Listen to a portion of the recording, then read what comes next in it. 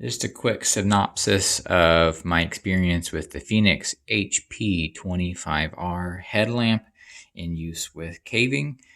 I would say the flood beam is not quite as wide that I prefer. I'm kind of spoiled having a zebra light floody version to compare it to.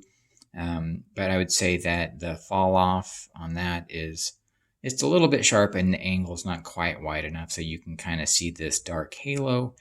The flood doesn't get quite bright enough for me to feel like it's dead on like what I want for normal passages. It seems to be just barely enough for normal walking passage.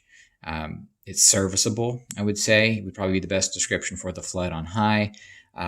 The spot on low seems to be a good combination with the flood on high for normal walking passage. The spot on high is pretty good. I like it, but it just seems kind of odd with the flood options not feeling quite dialed in. And when I do survey, I kind of pick a flood setting where it's not too bright in my eyes, but if you go too low, like it's just not quite enough to illuminate the paper properly and doesn't quite seem serviceable. And I kind of always struggle. It seems like I don't have my Goldilocks perfect zone with the flood settings, and so I've been a little underwhelmed with that. And so I usually use my Zebra high CRI emitter headlamp to kind of supplement for the shortcomings of the flood lamp.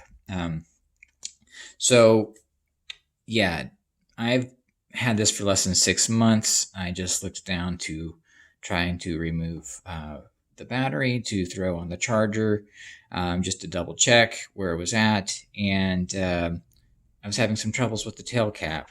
So I noticed that the housing was cracked, and you can see right here that this is where it looks like there is a key hole for the plastic that would have been here right down dead center in the housing that this brass looks like sleeve would have slipped into. It's not particularly deep, so this broke off. So I think this even just happened in normal gear storage. It probably took quite a few bangs because I was caving with it. But yeah, the tail cap, I'm going to try to glue this all back together, but this shattered, came out completely. So this is not particularly durable. This plastic does seem a little bit thin, especially here at the very back.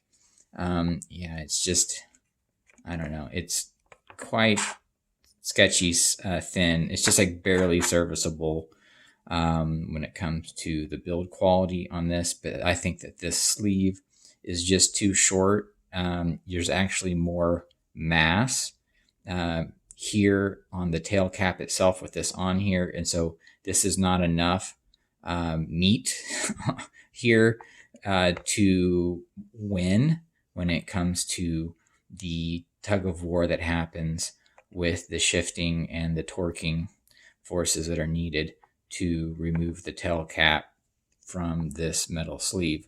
So anyway, this is definitely a design shortcoming. It decreases the durability for sure. And this now makes me have a headlamp that's going to be screwed up.